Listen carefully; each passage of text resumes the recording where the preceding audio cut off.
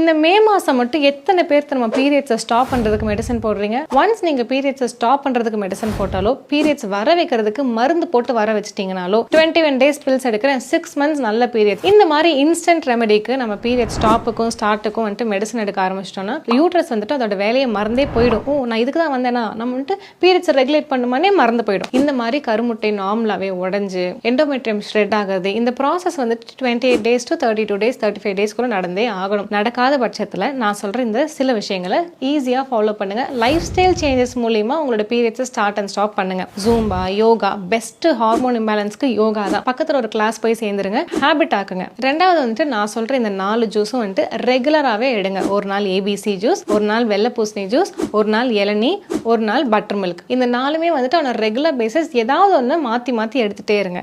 3 மாதம் ட்ரை பண்ணுங்க. Periods regular ஆகுதான்னு பாருங்க. ஆகலைன்னா யூஎஸ்ஜி அப்டமன் ஸ்கேன் எடுத்துட்டு என்னை வந்து பாருங்க.